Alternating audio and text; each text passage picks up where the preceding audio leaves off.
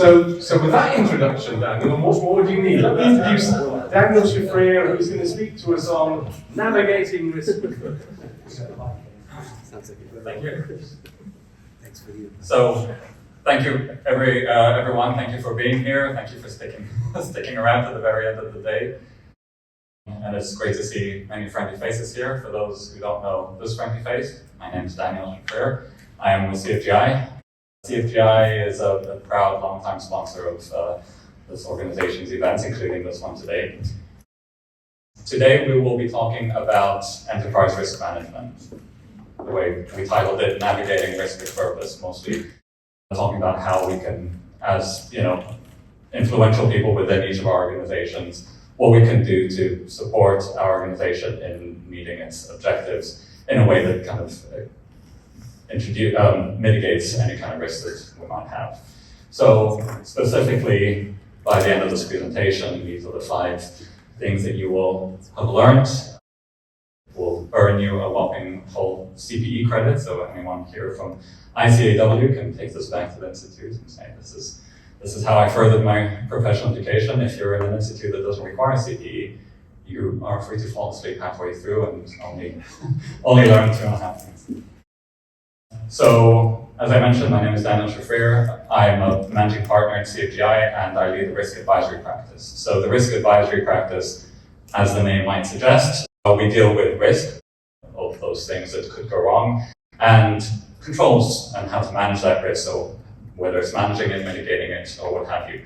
The majority of the work that I do is related to SOX, so financial reporting risks, whether that is SOX implementations or material weakness remediations or what have you. The next most popular thing is internal audit, so some kind of operational risks, whether that's IT, cybersecurity, data privacy, or just business risks. And the third most popular thing, which might even overtake the second, is enterprise risk, which is the concept of what we're going to be talking about today.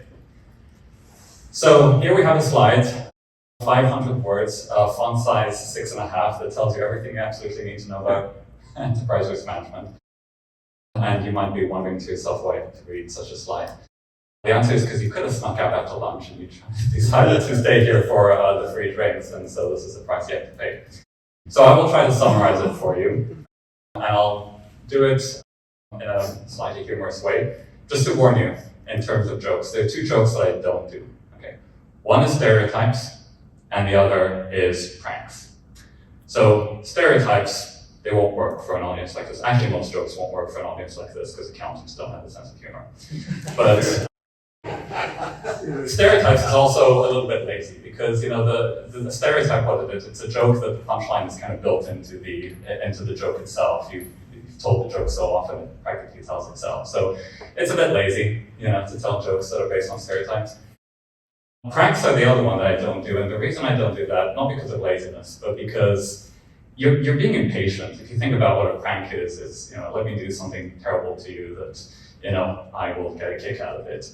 And what I found out as a risk professional is that you just have to wait. The bad thing will happen on its own. No need to pull a prank. So in order to illustrate that last point, I'll tell you a little story. What happened to me about 24 hours ago. So I came down from Boston. I came down by train. And my wife drove me to the train station. Now, for context, I should tell you that our muffler was broken and makes a terrible, terrible noise. You can't hear yourself think, let alone hear what anyone else in the car is saying. Makes for a great conversation, according to what my wife says. But the muffler broke and the car broke down. The most inopportune time on the way to a train in the middle of the highway, on the middle of, for me to catch the train to talk to you guys. So worst possible time ever that the car broke down. You can imagine my wife is there, the stress of it breaking down, everything. So imagine what comes next. The tears, oh my goodness, the tears. Here come the waterworks is what they say. So anyway, my wife handed me a box of tissues and eventually I calmed down. And she called an Uber for me, she called the tow truck. So I made the train, everything is fine, the car is at the mechanic. She called me this morning, says the muffler is fixed, that's terrific. But now the problem is you can hear everything else that's wrong with the car. The engine, the gear shaft, the passenger door that's rattling. Said it would be $7,000 to fix this. Oh.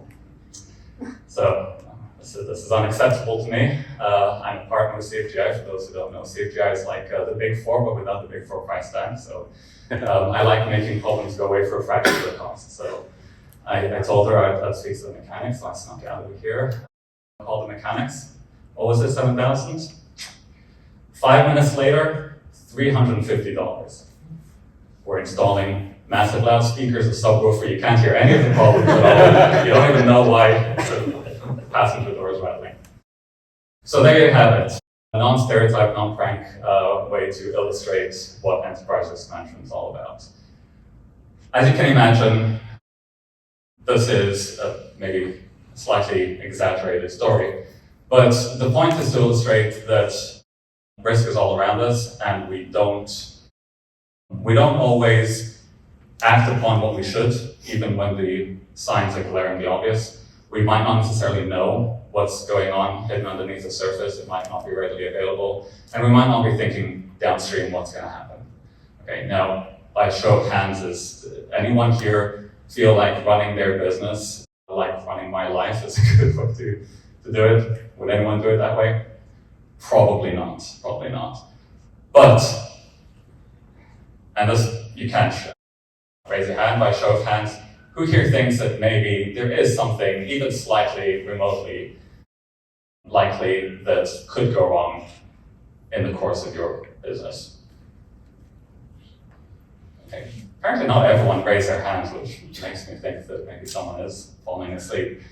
That doesn't bode well for me, because this is probably the peak of my my presentation. It doesn't get much better than this. So I will do something now which I'll probably get in trouble with David. For the next 40 minutes, give or take, whoever participates, well, the three people who participate most, whether it's the comments or whether it's the Q&A at the end, have a chance to win $500,000. Oh. Do we have the budget for that, David? Can I make that happen? Not quite. We can do something towards it. Well, there you go. 3 chances to win $500,000. I will be sharing it with whoever makes themselves worthy for it. So back to ERM. What is ERM? So risk in general. Every action that you take, there is risk associated with it, right? Because you could technically not do it. You could not do it well. You could do the action incorrectly, and you could eventually not get what you wanted to get out of it. Every inaction, everything that you don't do, entails risk, because that could have been something that you should have done. So risk is all around us. That's true for people, by the way, as it is for companies. But the difference is between people and companies. People might not necessarily have a purpose in life. You can live without necessarily, having one dedicated mission.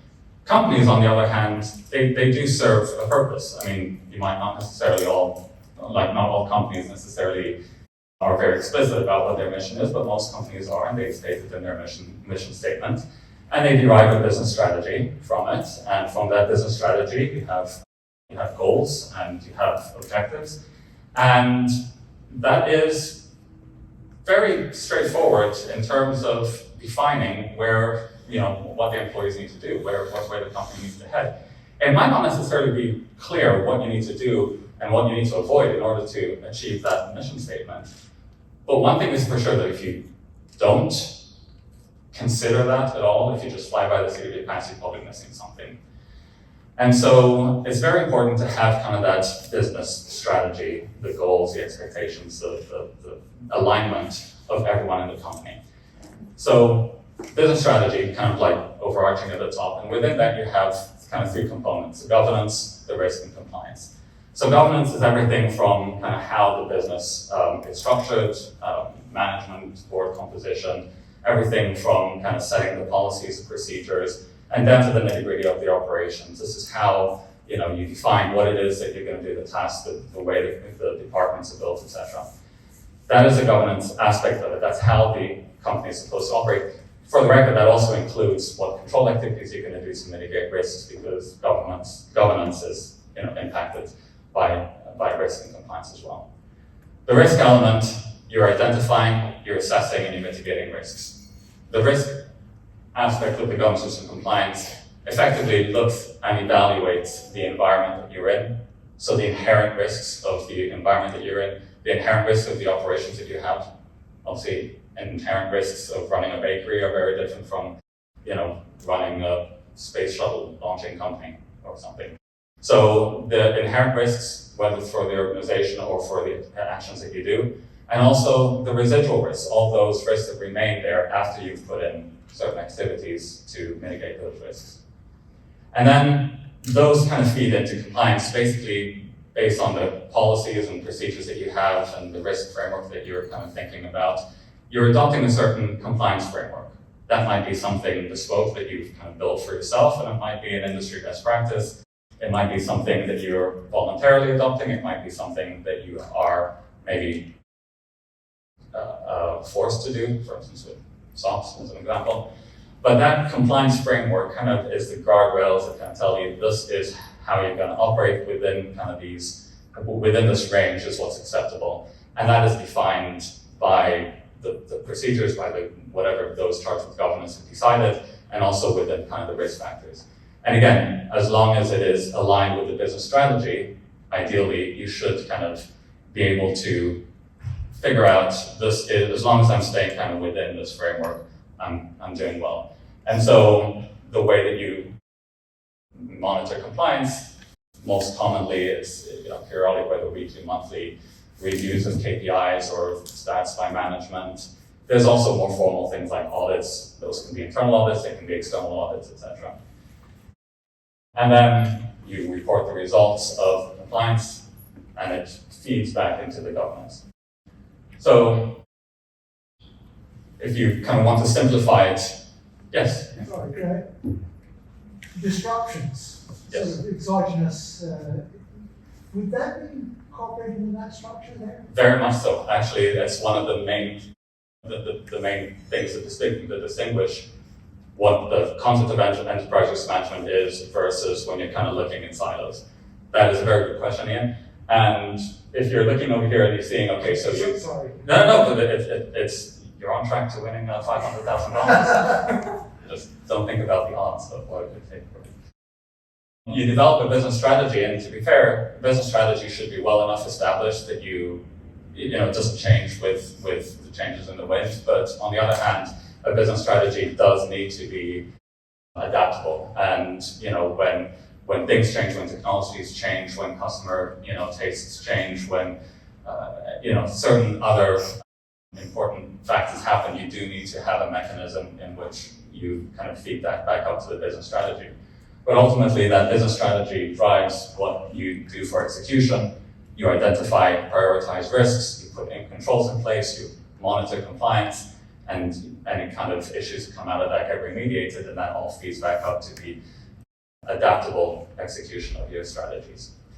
So, in a nutshell, you now know what enterprise risk management is. There's obviously nuances there, but that concept overall is key to understand, because that is where how you're able to derive a way to kind of look at the business, and in a way that is deliberate and purposeful, that looks at all of the components that are outside of the organization, as well as the components that are within it. So, by a show of hands, I think most of you said that you wouldn't want to run your business the way I run my life, and also by a show of hands, you indicated that there probably is something that could go wrong within each one of your organizations. So, if that's the case, would it not follow that a prudent officer of the company should seek out and find out what those risks would be? Stands to reason that would be something that the company would want to do. Who takes on that responsibility? Any takers? $500,000? What's that? It's defining the risks. Yeah, who in management? Not management, but typically you'll have a risk register, defined centrally, but all of your risks, both business risks and operations? Anyone that you would volunteer to oversee that? But that's it. Well, all I've seen is operational risk team will administrate. Yeah. But you'll have management so that you count the risks and controls. Is such thing as a chief risk officer? There is chief risk officer and there's chief compliance officer. Both of those are relatively well established in financial services industry, relatively absent in most other industries. The short answer is there is no official person who takes that on. Obviously, the CEO will have to take responsibility for that. But surprisingly enough, it tends to fall somewhere in the laps of the chief financial officer or the chief operating officer, more often than not, where the head of internal audit probably does a lot of the tasks in real life. But in terms of kind of taking it and having kind of a seat at the table, head of internal audit doesn't have a seat at the table.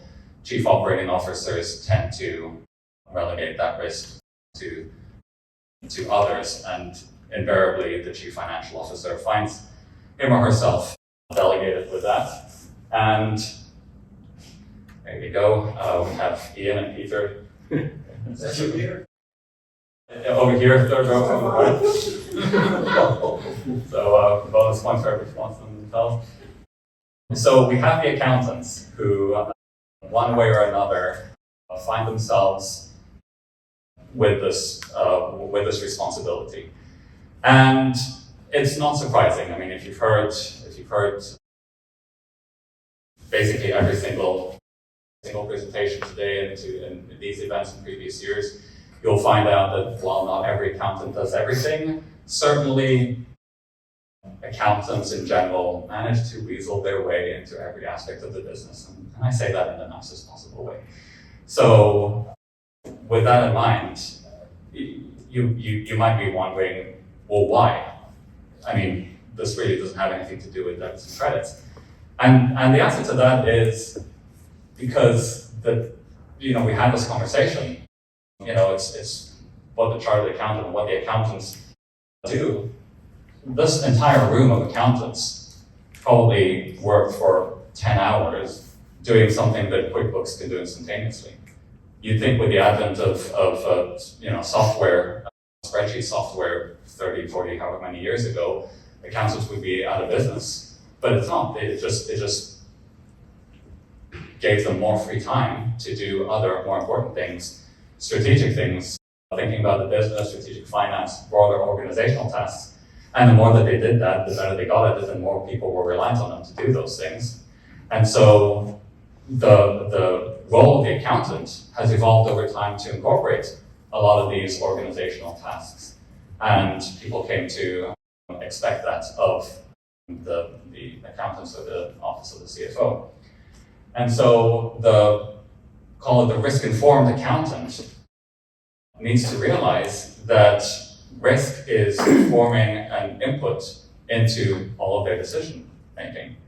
And accountants need to understand risk. Now, many times accountants have, as several people mentioned throughout the day, an established foundation in audit, and they talk about risk, they understand risk, maybe at some fundamental level, but not all of the accountants work with risk. And what we're seeing more and more is that all of the decision making that happens, you can see over here where it's strategic, I'm not sure why there's ones in front of everyone, strategic supply chain, operational, customer, trends, technology, people, organization. These are all considerations that feed into the day-to-day activities of the accountant. And on the left-hand side here is just a snapshot of an endless list of ways that change, things that change in the organization.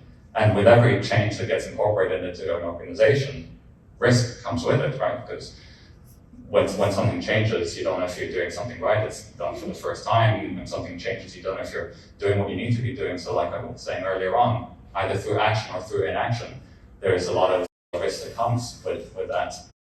And they say change is inevitable except from a vending machine, but that's definitely true. When it comes over here, that once you incorporate the risk component into your decision making, you can start to tackle these changes a lot more thoughtfully. So you ask yourself certain questions. Well, what is this change? Is it relevant to me? Am I tackling it correctly? Do I have enough data to understand what this change entails? Am I directing my resources to the highest value position? What market forces are at play as it relates to customer trends, as it relates to technology, as it relates to people, organizations, right? And more importantly, what am I missing, right? And again, this is kind of where bringing me back to navigating risk with purpose. You're thinking to yourself, how am I gonna know what I need to think about? If I'm not seeking out these particular activities, if I'm not seeking out, these questions and getting answers to these questions. And so all of these components over here are how you would get that information to make better decisions. And maybe I'll ask you guys a question, or something at least to contemplate. The CFO, at least CFOs of publicly listed companies, they deal with risk in many instances. SOX, they have SOX risk assessments and SOX control activities and what have you. Granted, a lot of CFOs probably do this for check-the-box purposes, but many do find value in this. They know that their procedures are well established. They know that everyone knows what they're supposed to do, checklists and what have you. So maybe they feel a little bit more comfortable delegating work to others, knowing it will get done well. Maybe in a case of reliability of information that is being used, they have a lot more comfort in the data that they're getting. And it's not a garbage in, garbage out situation when it comes to their decision making. They have quantifiable information that will be available to their shareholders, investors, potential investors, that indicate the maturity and robustness of their organization. So if an accountant can see the benefits from risk and response in something as I would say straightforward as financial reporting, imagine the benefits that come out of that way of thinking applied to the organization as a whole. So if it wasn't clear up until now, I'll make it clear. The value of identifying and assessing risk that was hinted at in previous slides is actually in managing the risk itself. Okay, so taking advantage of the opportunities that will support a resilient, as Declan mentioned, the resilient and enduring operations with the company. Strategic decisions, they cannot be divorced from the threats and opportunities. That is kind of the definition of the strategic decision making. And forward-thinking leaders, for what it's worth, that's a terrific word phrase for saying this, because who doesn't want to be a forward-thinking leader? They know that they need to have the data in mind to avoid the blind spot, and when they do, and incorporate some of these ERM practices of thinking about the risks of the organization, etc., they are much less likely to fall into the same pitfalls that are quite common. And I do want to be clear, I don't want to make unnecessarily inflammatory remarks by saying that management doesn't consider risk, because management definitely does. I'll give some examples. Treasury risk, for example. If you have a treasury department, they're managing, FX risks, liquidity risks, right? The whole purpose of a treasury department is not just to move money around every morning. It's there because it's managing risk. If you think about OSHA, health and safety, if you think about the Chief Information Security Officer that's there to mitigate cyber risk, legal department mitigating legal and regulatory risks. So there's definitely, parts of the organization that are there to manage risk. There's 100%, I'm not saying that management doesn't consider it, but the question is, is there some kind of robust framework that, coordinates and orchestrates that risk? Or is it, every man and woman to themselves in managing the risk the way they see it? Is leadership focused on kind of a check-the-box compliance mindset, or are they doing compliance because they actually know that that framework that they're complying with has been devised in a deliberate, purposeful way that says this is, why we've chosen this particular framework, because it maps to the policies and procedures that we have, and it is aligned with the risks that we have identified. Have we done all of those activities when we've chosen the framework? And if so, why is it just a check-the-box exercise instead of evaluating? Is management just reactive and responding to issues, or are they proactive and thinking about what could go wrong in the future and trying to prevent that to begin with? And then lastly, do business units operate in silos, which, to be fair, risk does need to be addressed wherever it is, wherever it is found. So risk does have to exist in multiple locations, risk management has to exist in multiple locations, but our business unit leaders making their decisions without knowing what other business unit leaders are considering, and are they sharing amongst themselves? It shouldn't be surprising to everyone to hear that sometimes the optimal decision for an organization might require a suboptimal decision at one business unit because that is a better decision for a different business unit. And if each business unit is working in a silo, the trade-offs are unknown. You're making a decision not knowing whether that trade-off was the right trade-off and that decision was the right decision. So again, bringing that back, we don't want to kind of let momentum drive us. We want to navigate risk with purpose. We want to make deliberate decisions, because that is the way that we will be able to capitalize on these opportunities to really drive the business in a way that does not just lend itself to whatever vagaries might be happening. So as we adopt these kind of modern ERM practices, you'll start to see some trends. There will be kind of, as I mentioned, maybe a more well-orchestrated approach to risk management. I don't want to say centralized. Like I said earlier, risk management is inherently decentralized. It happens wherever risk exists. But it starts to become more coordinated, more orchestrated. You have to understand, complex systems. Each of our organizations, are an example of complex system. Complex systems are susceptible to complex risks. And so in order to tackle those, you need to have a kind of a robust, well-coordinated, well-orchestrated framework for risk management. Risk functions used to be kind of, or maybe kind of the current trend, the current state is that risk management goals are narrowly focused. Like I mentioned, the treasury function, the HR function or whatever, they all kind of tackle their own narrowly focused risk assessments, if they even do that. Fast forward, risk informs strategic decision making, all the way up to the very top.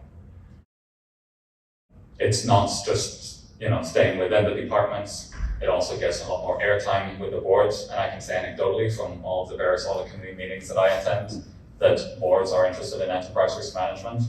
As a matter of fact, the Center for Audit Quality just issued a report about a month or so ago that indicated that cybersecurity and ERM are the two top priorities for boards and executive leadership over the next 12 months. Famously, everyone knows that cybersecurity is what everyone's talking about, but not sure everyone kind of realizes that ERM is top priority for executives and boards as well. We see a shift from kind of reactive mode to a more proactive mode, using data analytics as a way to kind of assume, or not assume, try to predict, what might be, coming around the corner, trying to move away from just having controls that detect failures and then fixing those things that you detected, and moving into kind of a more predictive, more proactive approach. And then all of that put together effectively makes it such that the perception of risk management is not kind of a cost center. It is more, competitive advantage for organizations because they're able to pivot, they're able to see what's around the corner, and they're able to incorporate that into their business strategy better than their competitors who are probably not looking at that. I'll pause for a second. Any questions so far? Yes, sir. Sorry, Dan, just a question. Why is... Sorry, thanks. Just could you comment a little bit on why you think ERM is a strategic focus alongside cybersecurity right now? Like only in terms of ERM being a topic that's certainly been out there in financial services anyway for a couple of decades. Yeah, of course. So, if we kind of go back to the changes that we've seen here, all those changes have come at an accelerated pace over the last, certainly since COVID, but you're seeing changes that are happening very, very, very fast. They're coming at you from all of the directions. Technology is changing, technology changes exponentially. So whatever the pace of change was, 50 to 70 years ago is not going to be the pace of change that is happening right now.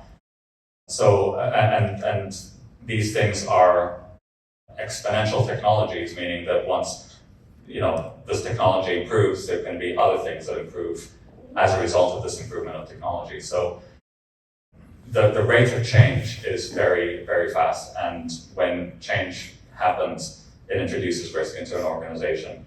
And so the idea of kind of hoping wishing for the best is an outdated model, and people need to just be a lot more proactive with changes that are happening. And it's because of the rate of change that's been increasing that I think people are a lot more aware of it.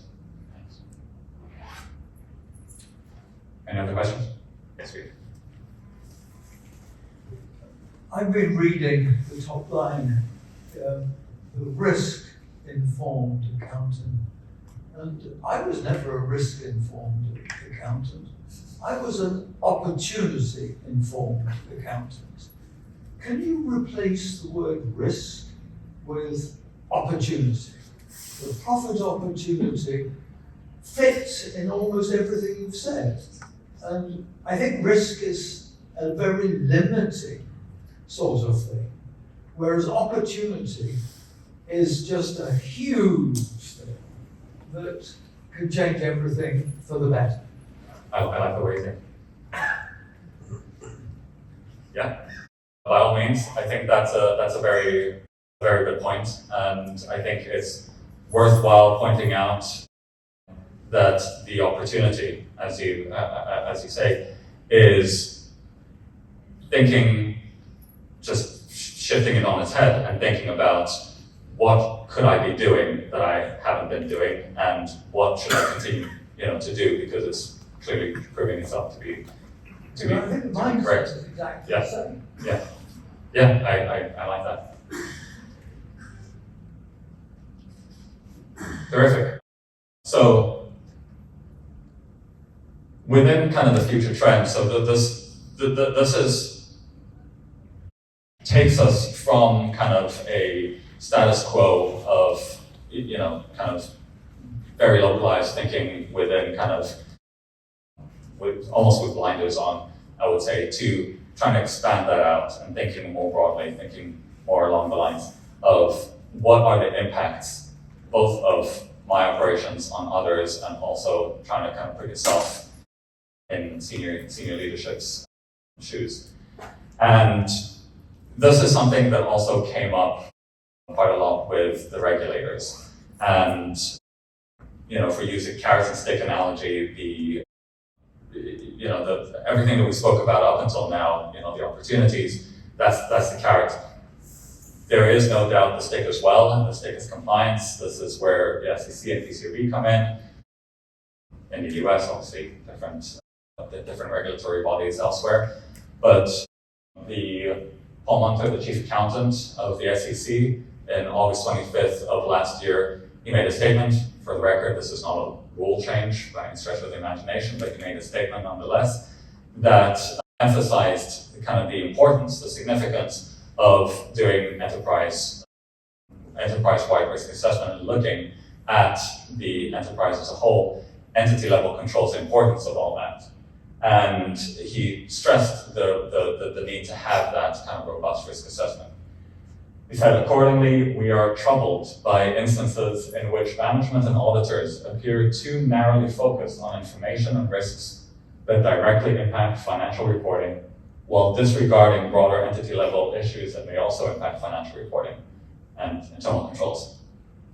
What I see from the statement is very much kind of something, at least on my table, we were talking about a little earlier, the kind of the principles versus rules, view of looking at things. Back in, when I started in Edinburgh, when we were talking about IFRS and kind of the way we did things in the UK is very principle based, whereas in the US it's very rules based. You kind of define a certain rule that you follow, and then this is what everyone does. And I feel like what has happened over the years that he's lamenting, for lack of a better phrase, over here, is that he's saying, look, people have recognized that there are financial statement risks, financial reporting risks, and they've addressed it, by looking at those things that are very directly related to that, but not thinking about what else indirectly could be related.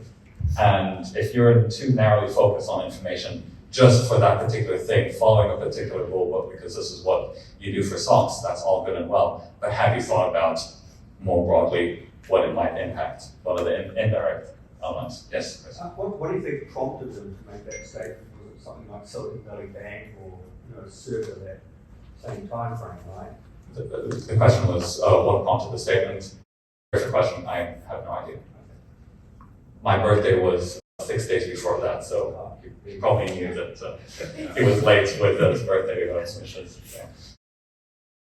He continues to say, such a narrow focus is detrimental to investors as it can result in material risk to the business going unaddressed and undisclosed, thereby diminishing the quality of financial information. And making these statements in connection with the kind of the quality of financial reporting and financial information hints at, at this down the line being part of public company compliance. And this is not unusual. This is kind of how they operate. You don't just, make a rule out of nowhere. You kind of throw breadcrumbs down, you kind of throw some hints. That's exactly how it was with the SEC cybersecurity rule. It didn't just come out of nowhere. It was multiple, comments that were made, commencement speech addresses, all sorts of different kind of things that you kind of find yourself kind of hinting at, and eventually, when you get the public view on what they think about these things, you start formalizing it, and this is very much something that, in my view, is just a few short years away from a rule. Further down, he continued saying, when business risks change, a robust iterative risk assessment process and strong entity and process level controls are essential to transparent and high quality financial reporting. So again, he emphasizes here, that we're talking not just about kind of how the business is run, he's talking about what changes appear, what changes happen within the business, and how are you addressing those things? Because if you don't address them, if you don't have those strong entity level controls, can you really say that you've got, the proper management and governance in place? Continues by saying auditors in their public gatekeeper role serve as an independent check on management's performance of these critical functions and should transparently communicate with investors in accordance with BCRP standards. So again, invoking kind of the auditor role in this.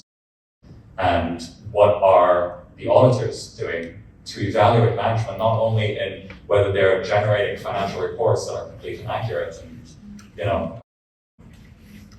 for lack of a better phrase, representative of the true financial state of the company, but what is management doing insofar as managing their business and running their business well, which is, in my view, I wouldn't say an overstep, but it's definitely far more different than what auditors, traditionally have been thought of doing.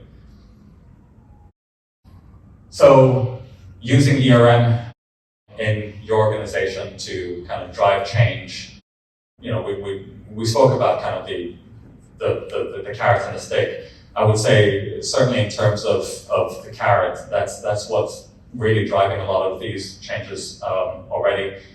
Like I said, the kind of the statements that that were made by the SEC. For the record, by the way, he speaks about the PCRB. Not that different from what the PCRB. They've issued a rule or a rule proposal called NOCLAR, which is non-compliance with laws and regulations, in which the PCRB is talking about auditors having to evaluate and identify and evaluate whether there are instances of non-compliance that their client has had, and what the impact on the audit would be for that. So, we're going kind of a little bit astray from financial reporting, but the PCAB has rules around this. The SEC is talking about what is management doing around these things. Down the line, this is going to become do ERM or else, but at least at the moment, it's not that. You do have some institutes of internal audit. They recently issued their new standards. It's going to come into effect in January 1st, 2025. Surprisingly, not surprisingly, they spoke about risk assessment there as well, and they were talking about how the internal audit function is responsible for expanding their focus beyond kind of the narrow focus of what internal audit used to do. Internal audit used to have like a 3-year plan, and certain audits happen every year, certain audits happen every 2 or every 3 years, and according to that plan, when you do that audit, start off with a risk assessment narrowly focused on that particular audit. But yeah, maybe over 3 years you get to every aspect that you thought is worth auditing, but have you ever looked more broadly? And so even the Institute of Internal Audit is talking about start doing kind of enterprise level risk assessments and kind of bringing in all of the concepts that we've spoken about. So while there are those aspects, I think something that is interesting to point out is that even without the compliance aspect, and Shane, to your question earlier on, even without the compliance aspect, management is recognizing the importance of ERM and is starting to adopt it and starting to see the value in it without anyone kind of having that hammer over their head saying you have to do it. And that is because they recognize that it's driving positive change. And so, if you want to say, okay, well, how can I be supportive of this method of this competitive advantage? Well, first and foremost, you have to be bought into this idea. You have to understand intuitively that this is something that will actually drive value. If you don't, then you're not going to take action on this. But I would say, you start off with gauging the appetite. You know your company better than certainly anyone else in this room. What is their attitude like with regards to this type of work? Is this something where you're going to have to share this presentation with everyone and have a whole bunch of conversations just to get the ball rolling, or are people kind of more intuitively aware and accepting of this? It's really going to drive like how you approach these things, gauging kind of the appetite for this. Find other key stakeholders that you want to work with. At the end of the day, enterprise risk management is broad. It's going to involve many people. It's going to involve, when it's successful, everyone in the organization, but certainly everyone at the upper levels. So find your kindred spirits in this regard and people who will champion this with you. Leverage what you already have. Okay, don't start from scratch, and you don't probably need to start from scratch. Most likely you have audit documentation or risk and control matrix, or you have any other kind of documentation that can support your policies, procedures that might hint at what's important to be done. If nothing else, there's an org chart that shows you, who's part of the business that's there to kind of further the operations and who's part of the business that's there to protect us, harking back to the Treasury example, the OSHA example. So find those individuals maybe as a starting point, start conversations. to identify top risks. Find those individuals, let's say those individuals of the organization that are there to protect, like the Treasury Department or what have you, legal, and ask them, well, why are you doing what you're doing? You know, people obviously love to talk about themselves and about their jobs. Ask them, you know, what are the top, whatever, 3, 5 things? Don't go too deep, you know, really a small handful is enough. What are the top 3 things that are concerning to you? Why does your part of the business exist? What are you doing to protect the business? You have those conversations and you start expanding, and you end up talking to the people on the other side of the fence, those that are furthering their organization's business, and start asking them, what could go wrong with what it is that you're doing? What opportunities, to Peter's point, do you have to do things better? And if you can't have those conversations, or if you're struggling with those conversations, start with your own organization, your own business unit, your own department. Start small, okay? But think big. Think about what are the different things that, you know, are keeping you awake at night. What are the things that might put you out of business? What are the things that you're doing that you should continue doing? What are the things that you're doing that you should stop doing? What are the things that you're not doing that you should start doing? And think about the performance incentives and the metrics that you use. You know, a lot of the catastrophic failures that we've had in the past were just a matter of misaligned incentives, you know? So think about the incentive structure. Think in a world where, quote unquote, everything went perfectly well. What is the logical conclusion to those incentive structures? Are you still following your mission, your company's mission statement? If those incentives are, you know, taken all the way to their logical extreme. Consider benchmarking and thinking if you don't have enough data or if you need more data, what kind of benchmarking, what kind of information do you have? And then obviously be practical in terms of kind of your ability to support this and your ability to, your team's ability to support this as well. Start, you know, with small successes, because small successes breed bigger successes. And, you know, don't try to bite off more than you can chew.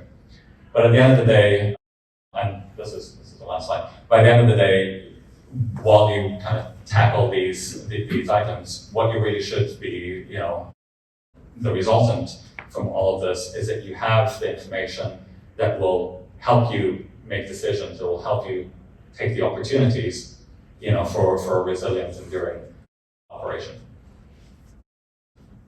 Any questions? Thank you, Ben. So I just wanted to ask you about risk disclosure. So, again, I like everyone else has probably looked at a 10K and seen a laundry list of risks, clearly written by lawyers and copy and pasted from another 10K. I find them pretty meaningless because there's no way to evaluate their severity and their probability. On the other hand, if we go down the track you're suggesting that you disclose any risk to the business, because you know, as an investor or an analyst, you know, I recognize that risk could impact the business negatively. Those are things that probably competitors are going to want to know about. And so, you know, where do we draw that line when, you know, the risks disclosed are meaningful and, you know, important enough to disclose?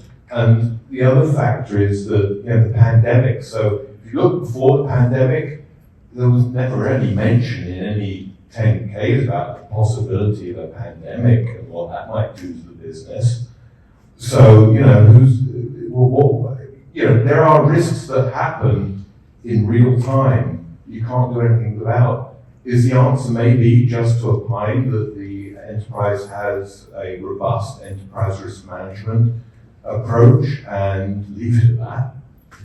Yeah. So you touched on a number of different things. So you only got one shot at the 500,000. Piling on questions isn't going to make the odds on that. So one thing is with regards to disclosure. So for the record, everything that I mentioned now is more along the lines of you within kind of the 4 walls, the confines of your organization, and identifying the risks and bringing it up to management, bringing it up to the board, bringing it up to any level within management, not necessarily with regards to disclosure. So there is always going to be that secret sauce that you want to, you know, keep hidden in a vault somewhere, you know, 10 floors, you know, below some road in Atlanta. there's also going to be aspects of your business that you just don't want to, you don't want to air out your dirty laundry. And so, yes, certain aspects of disclosure, of risk is not appropriate for disclosure. However, when you have a robust enterprise risk management process and you identify risks and you're able to put something in place to mitigate those risks, by doing that, you're also not necessarily as susceptible to those risks as you were if you would just walk blindly through, navigating, without purpose, letting momentum drive you. And so by the very act of doing those things, you're probably mitigating that risk somewhere. You're probably going to accept certain risks, and there are going to be black swan events that you're just going to have to accept. If anyone had put, the pandemic on any kind of, risk disclosure form, what are you going to do about it? I mean, you might, depending on what your operation, what your business is, you might find a way to kind of localize or protect yourself in some way, shape, or form, but 99% of the companies could not do anything. So there's certain risks, no matter how catastrophic, you're going to have to accept. But for those risks that are that are unacceptable, that you actually do want to tackle, they might not even be needed to, be put into a disclosure comment, because you're actually tackling them, and then they're not going to be that high of a risk. So I don't know if that fully answers the question, but I would say something in between. We have ERM, trust us, everything's good, and disclosing everything. Somewhere in between there is probably a middle ground that you would want for your disclosure, but not everything. And certainly, as you go through and put this risk management framework in place, it will make itself apparent as to what is something that your investors would be interested in. Shane? Let's go to Shane first, then come to Chris. Probably just maybe more of a comment, but I've definitely seen ERM systems and programs in place in large institutions over the years. I guess I've always viewed it as being it's how you demonstrate you have a positive risk culture in an organization, right? So the concept of sort of self-disclosure, self-assessments of key risks, of how effective the controls related to those risks are, the sense of reporting events and incidents and developing actions to fix those points. And it all builds into, it's almost like it becomes a program that helps the board steer the overall organization. What remediation is worthy to invest in versus what risks perhaps do you accept, perhaps do something tactically about. So, I've seen organizations where it's really, really mature, and I've seen large organizations where it's actually very nascent.